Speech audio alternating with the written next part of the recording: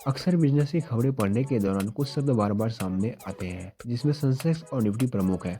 अखबार पढ़ने या टीवी देखने के दौरान पता चलता है कि सेंसेक्स ने आज इतना रिकॉर्ड स्तर छुआ या सेंसेक्स में गिरावट के चलते निवेशकों का लाखों का नुकसान हुआ। और ऐसे में हम जैसे आम लोग यह समझ नहीं पाते हैं कि सेंसेक्स और निफ्टी क्या होता है और आखिर इससे स्टॉक मार्केट से जुड़े लोगों का प्रॉफिट लॉस कैसे जुड़ा हुआ है। साथ ही अगर आप शेयर बाजार में निवेश या ट्रेडिंग करने की सोच रहे हैं, तो ऐसे में आपके लिए इनके बारे में जानना बहुत ही ज़रूरी हो जाता है। इसलिए आज इस वीडियो में हम आपको बहुत ही आसान तरीके से यह बताएंगे कि निफ्टी और सेंसेक्स क्या होता है और इसके ऊपर नीचे जाने से स्टॉक मार्केट में क्या इफेक्ट पड़ता है। और सबसे इम्पोर्टेंट, निफ्टी और सेंसेक्स देश की इकोनॉमी को भी रिप्रेजेंट करती है और वो कैसे, ये भी हम लोग इस वीडियो में जानने वाले हैं। तो दोस्तों चलिए इस वीडियो को शुरू करते हैं। जिस तरह से ब्लड टेस्ट और यूरिन टेस्ट से लोगों की सेहत यानी कि हेल्थ का पता लगाया जाता है, ठीक उसी तरह सेंसेक्स और निफ्टी दो प्रमुख लार्ज कैप इंडेक्स यानी सूचकांक है, जो कि शेयर मार्केट की कंडीशन को बताता है। मतलब ये कि अगर सेंसेक्स और निफ्टी नीचे गिर रहा है, तो मतलब अभी स्टॉक मार्केट की कंडीशन बहुत ही खराब है और यहाँ ज़्यादा से ज़्यादा शेयर्स को सेल किया जा रहा है, जिस वजह से यह टाइम स्टॉक मार्केट में शेयर्स को बाय करने के लिए सही नहीं है। ठीक अगर इसका उल्टा होता है, यानी निफ्टी और सेंसेक्स ऊपर जा रहा है और ये ग्रीन निशान पर क्लोज होता है, तो इसका मतलब यह है कि मार्केट की कंडीशन अभी बहुत ही अच्छी है और यहाँ पर मोस्टली ट्रेडर्स और लोग शेयर्स को खरीद रहे हैं। अब ये तो हमें समझ में आ गया कि निफ्टी और सेंसेक्स के ऊपर या नीचे जाने का क्या मतलब है, लेकिन अब हम लोग यह जान लेते हैं कि निफ्टी और सेंसेक्स क्या होता है और इसके अप एंड डाउन से स्टॉक मार्केट में क्या इफेक्ट पड़ता है। तो हमारे इंडिया में अगर आप स्टॉक मार्केट में इन्वेस्ट करना चाहते हैं, तो इसके लिए आपके पास दो ही स्टॉक एक्सचेंज है, जिसे हम एनएससी और बीएससी के नाम से जानते हैं। आप इन दोनों में से किसी भी एक्सचेंज से शेयर्स की खरीद बिक्री कर सकते हैं। आसान भाषा में कहूँ तो एनएससी और बीएससी को आप दो अलग अलग दुकान समझ सकते हैं और दोनों दुकान से सेम प्रोडक्ट यानी कि शेयर्स की खरीद बिक्री आप कर सकते हैं। जहां एनएससी की बात करें तो एनएससी का मतलब नेशनल स्टॉक एक्सचेंज है। यह बाजार पूंजीकरण के मामले में भारत का सबसे बड़ा स्टॉक एक्सचेंज है।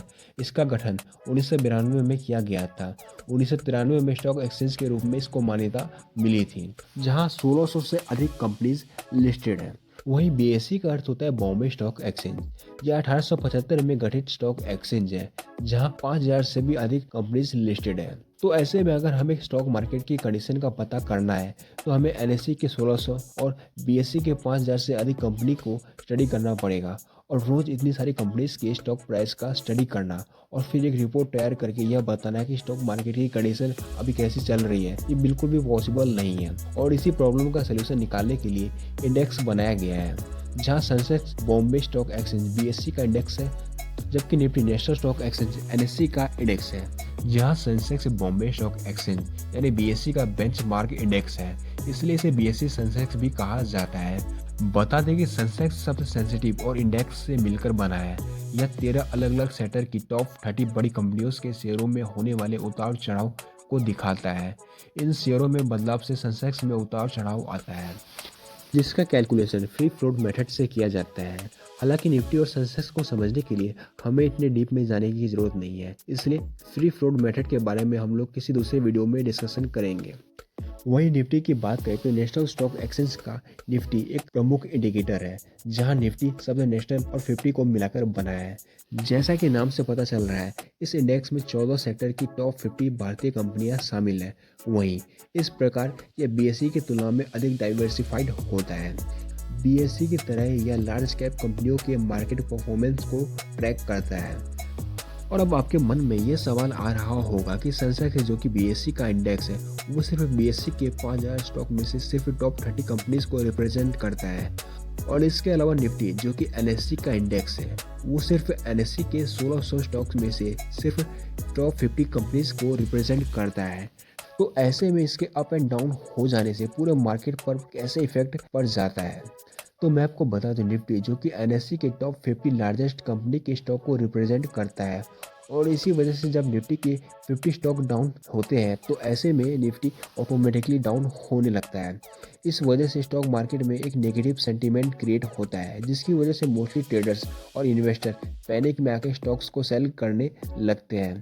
और यही वजह है कि निफ्टी के अप या डाउन हो जाने से स्टॉक मार्केट में लिस्टेड ज़्यादा से ज़्यादा स्टॉक के प्राइस में बड़ा चेंज देखने को मिलता है।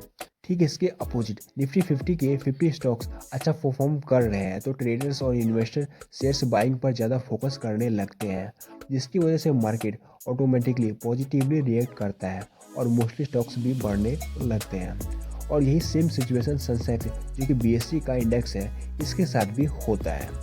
तो ये वो रीज़न है जिसकी वजह से निफ्टी और सेंसेक्स के मूवमेंट से पूरा मार्केट पर असर पड़ता है। इसके अलावा एक इम्पॉर्टेंट बात बता दूं कि ऐसा बिल्कुल भी नहीं है कि सेंसेक्स और निफ्टी के गिर जाने से स्टॉक मार्केट में लिस्टेड सारे स्टॉक्स गिरने लगेंगे।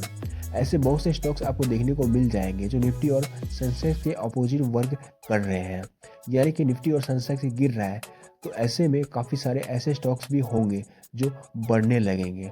और वहीं दूसरी ओर निफ्टी और सेंसेक्स के काफ़ी पॉजिटिव होने के बावजूद भी काफ़ी सारे ऐसे स्टॉक्स भी होंगे जिसका प्राइस गिरने लगेगा। इसके अलावा किसी भी देश का स्टॉक इंडेक्स सिर्फ स्टॉक मार्केट को ही नहीं बल्कि उस देश की इकोनॉमी को भी रिप्रेजेंट करती है। वो कैसे, तो इसके बारे में जान लेते हैं। ऐसा इसलिए कि जब किसी देश का इकोनॉमी कमज़ोर होने लगता है तो ऐसे में इसका डायरेक्ट असर उस देश में बिजनेस करने वाली सबसे बड़ी कंपनीज पर पड़ता है और कंपनी को लॉस होने लगता है।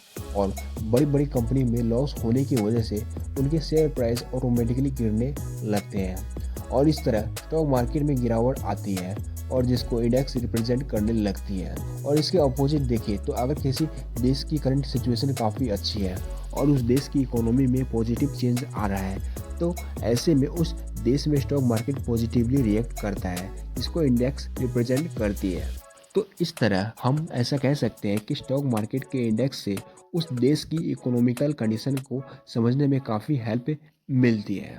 तो दोस्तों आज के इस वीडियो में हमने पूरी कोशिश की है कि हम आपको स्टॉक मार्केट के सबसे बड़े इंडेक्स निफ्टी और सेंसेक्स के क्या है, इसके मूवमेंट से स्टॉक मार्केट में क्या इफेक्ट पड़ता है, इसको बताने की।